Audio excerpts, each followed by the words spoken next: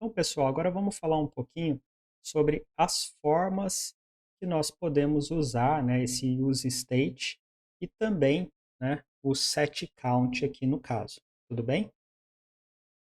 Então, eu vou limpar aqui, tirar essas chamadas para o console log, tá, para ficar um pouquinho mais legível aqui o nosso código, e vamos falar um pouquinho do use state, tá?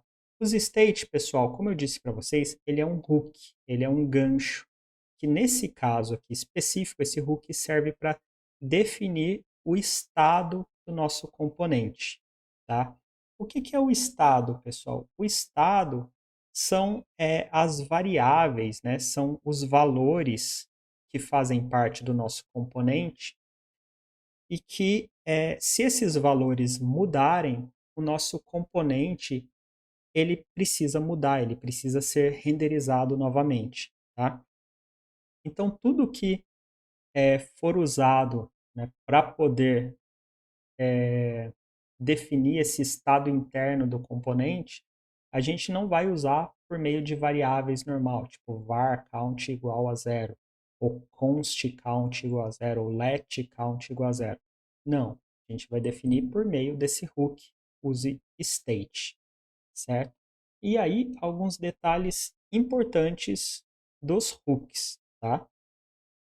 A primeira coisa, pessoal, importante aqui para os hooks em geral, tá? É que normalmente todas as chamadas dos hooks, no caso aqui a gente só aprendeu sobre use state, né? Então eu estou falando especificamente do use state, mas isso vale para todos. Normalmente elas são a primeira coisa que a gente faz dentro da nossa função, é criar, né, fazer essas chamadas para os hooks. Por quê? Tá? Não é só para ficar mais organizado o nosso código.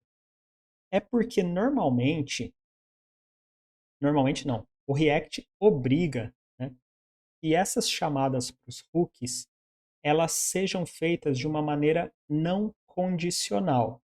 Ou seja, tá, o que, que isso quer dizer?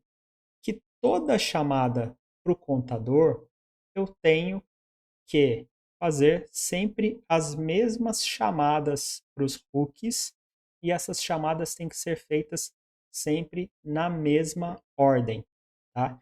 Então, por exemplo, se eu tiver aqui um const par set par igual use state 2, por exemplo, e aqui tiver um outro use state, sei, impar set impar igual use state 1, por exemplo, um para guardar números pares no meu contador e outro para guardar números ímpares, alguma coisa assim. Essas três chamadas, tá? Elas têm que ocorrer sempre que o meu contador for renderizado, ou seja, sempre que a função contador for chamada, tá?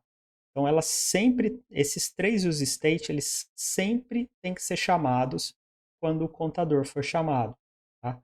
Ou seja, eu não posso ter alguma coisa aqui que fale assim, por exemplo, if count maior do que 2, return, ou seja, né, não mostre nada, termine a execução da função.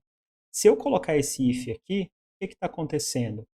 Essas duas chamadas aqui, elas passam a ser condicionais. Elas só vão ocorrer se o count, né, for menor ou igual a 2. Então, aqui eu já tenho uma quebra aí nessa regrinha dos hooks, eles não podem ser condicionais, tá? Vamos ver aqui, talvez, ó, deu até problema aqui. E olha o erro que ele está me falando. Olha, renderizei menos hooks do que o esperado. Por quê? Porque na primeira vez que a gente passou aqui, eu renderizei 1, 2, 3. Na segunda, 1, 2, 3. Aí quando chegou na terceira execução, né, no terceiro clique, ele renderizou o primeiro, o count era maior do que 2, ele terminou a execução. E aí o React reclamou que mostrou menos hooks, tá? Por quê? Porque a execução dos hooks, ela tem que, mais uma vez, reforçando porque é muito importante. Todas as renderizações dos componentes, elas têm que ter as mesmas chamadas para os hooks e sempre na mesma ordem. Então, eu não posso ter nenhuma condição, tá, em meio aqui aos hooks que possa implicar em um hook ou outro não ser executado durante uma das renderizações do componente. Se eu fizer isso, vai dar problema, o React vai reclamar, ou pior, ele pode às vezes nem reclamar, né? Em alguns casos específicos, por exemplo, se você substituir um hook pelo outro, né? É que ele está vendo um número de chamadas. E aí ele não vai reclamar, vai surgir um bug muito estranho no meio do teu aplicativo e você vai perder um bom tempo aí tentando descobrir o que, que aconteceu. Então, assim, para evitar esse tipo de problema, hooks sempre a primeira coisa dentro do nosso componente e nenhum if, nenhum switch, nada de condição, nenhum laço, né, em meio a eles, tá? Ou antes deles, tudo bem? Isso assim, regrinha só para evitar esse tipo de problema. E por que que tem que ser assim, né? Porque como a gente viu, pessoal, o hook não, o estado, né, nesse caso, mas os hooks em geral, eles são algo controlado pelo React, tá? O React vai usar esses hooks, né, esse use state, para saber quando ele precisa renderizar esse componente novamente, tá? Então, ele tem que saber que quando ele renderiza aquele determinado componente, esses três use states são chamados nessa ordem, esse aqui tem esse valor, esse tem esse valor e esse tem esse valor. Se esses valores mudarem, ele tem que saber que ele tem que renderizar aquele contador novamente. E se a gente tira essa ordem, né, ou muda a quantidade de hooks que são renderizados, o React se perde, ele não tem mais como controlar isso, tá? E aí perde todo o sentido do hook, tá? Então, assim, resumidamente, o use state é um estado, é uma variável, né? Um espaço da memória que você usa dentro do seu componente, mas que ele está armazenado fora do seu componente. Ele é armazenado lá pelo React e ele é controlado pelo React. Por isso até você não pode vir aqui, ó. Por isso até a gente coloca normalmente os hooks, né? Quando a gente declara aqui os state, a gente usa constante para evitar, né, que por engano a gente possa vir aqui e fazer assim, ó, count igual a count mais um, tá? Essa sintaxe aqui já vai ser inválida para o JavaScript, porque como count é uma constante, a gente não pode mudar o valor dele. Mas também seria errada para o React, porque qualquer alteração que nós formos fazer nesse estado chamado count tem que ser feita por meio dessa função chamada setCount. Tudo bem? Então, regrinhas aí de hooks para a gente começar. Tá? Agora falando um pouquinho aqui sobre a chamada do useState. Quando a gente chama useState, pessoal, a gente normalmente passa um valor para ele, aqui no caso é 0. Tá? Esse é o valor inicial do nosso estado. Então, quando esse componente é renderizado pela primeira vez, tá? Esse aqui vai ser o valor inicial do count. Tá? Como eu falei para vocês, nas próximas chamadas do contador, nas próximas renderizações, esse valor pode ter mudado. Então, isso aqui só é válido para essa primeira chamada, tá? Para a primeira vez que isso aqui é renderizado.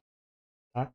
Quando a gente fala do estado, uma coisa que é importante a gente saber também é que, assim, eu tenho o count, né, que está dentro dessa função contador, tá? E esse estado é válido para essa instância, para uma instância específica desse componente. Ou seja, quando eu renderizei aqui o contador dentro do meu app, tá? Isso aqui é uma instância, é uma execução do contador. Se eu pegar aqui e colocar, ó, outro contador aqui embaixo, vou copiar todo esse P aqui, e vamos criar dois contadores, tá? Vou salvar e a gente vai ter dois botões contador aqui. Essas duas instâncias, elas são independentes. Eu clico aqui, ó, incrementa a de cima, eu clico aqui, incrementa a de baixo, mas os valores são independentes. Então, o count, tá? O estado, né, ele é interno para essa determinada instância do contador, tá? Vamos lá, mais uma coisinha. No nosso caso específico aqui, né, esse count o valor inicial dele é um valor simples, é o zero, tá?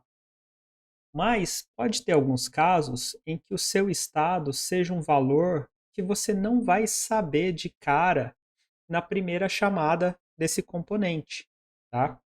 Como assim?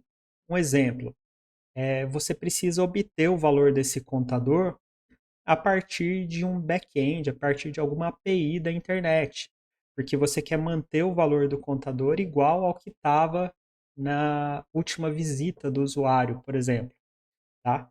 Então, você não vai ter esse valor aqui. O que que você pode fazer, pessoal? Esse valor inicial, ele pode ser duas coisas. Ele pode ser aqui um valor, né, literal, como a gente colocou aqui o zero, ou poderia ser 10, por exemplo, e aí o valor inicial começaria em 10, tá? Ou aqui dentro, a gente pode ter uma função, tá? E aí eu vou declarar como função mesmo, tá? Função obter contador, tá? E essa função, ela pode, por exemplo, eu não vou fazer aqui o código para ir chamar alguma API, né, na internet, mas vamos supor que ela obtenha o valor desse contador const é, contador igual obter valor da API. Vamos supor que essa função aqui vai lá na API e busca o valor. É só um exemplo, tá? Vou até declarar essa funçãozinha aqui para não ter erro. E aqui ela retorna, sei lá, 50. Tá? E aqui dentro, o que, que eu posso fazer? Eu posso vir, tá? E depois retornar o valor desse contador. Dentro dessa função que eu estou usando aqui para inicializar o meu estado. Tá? O que está acontecendo aqui? Aí eu estou fazendo aqui uma inicialização meio que preguiçosa do meu estado. Esse primeiro valor aqui do meu estado, ele vai ser obtido por meio de algum cálculo, por meio de alguma chamada de API que é mais demorada. Então eu uso uma função para fazer essa chamada e aí quando ela obter esse valor, aí ela vai definir, vai mostrar, tá? Então aqui eu posso ter uma função ou eu posso ter um valor literal, como eu mostrei para vocês. E essa função aqui, tá? Todo esse código que eu escrevi aqui, a gente poderia resumir, né? Aí só mostrando a sintaxe para vocês, numa arrow function, né? Numa função de seta. Eu poderia fazer simplesmente isso aqui, ó. Abre e fecha parênteses, só explicar. Abre e fecha parênteses, como não tem nenhum parâmetro, a setinha, e aí obter valor da API, chamada para obter valor da API. Isso aqui é igualzinho, tá? Com muito menos linhas, certo? São sintaxes um pouco diferentes aí que a gente pode usar com JavaScript e que facilitam, às vezes tornam o nosso código mais legível, né? Podem ser um pouquinho mais complicadas no primeiro momento, mas depois facilitam a nossa vida, tá? E aí vamos falar do set count. Para o set count, pessoal, acontece a mesma coisa, tá? Quando eu chamo setCount para atualizar o valor desse meu estado count, aqui eu estou passando uma função, tá? Essa função ela recebe o valor atual do estado e ela tem que retornar o novo valor do estado, ou eu poderia simplesmente passar um valor fixo aqui, um literal. Vamos supor que o meu setCount aqui muda o valor do estado para 10. Então ele vai inicializar com 50 quando eu salvar. Opa, não, eu tirei o obter valor da API, né? Vamos colocar aqui. Vai inicializar direto com 50. Salvei. E quando eu clicar, ele vai mudar para 10. Tá? Ou eu poderia, né? Não é a forma mais correta, mas eu poderia pegar, por exemplo, esse valor do count aqui de fora e fazer assim, count mais 1. E aí também eu incrementaria o contador dessa forma. Também funciona, tá? São duas formas diferentes aí. Então, tanto o useState quanto o set, eu estou falando muito em set count aqui, porque o valor do meu estado se chama, o nome do meu estado é count, mas poderia ser qualquer coisa, como a gente fez agora há pouco, set par, set ímpar, tá? Você define esse nome.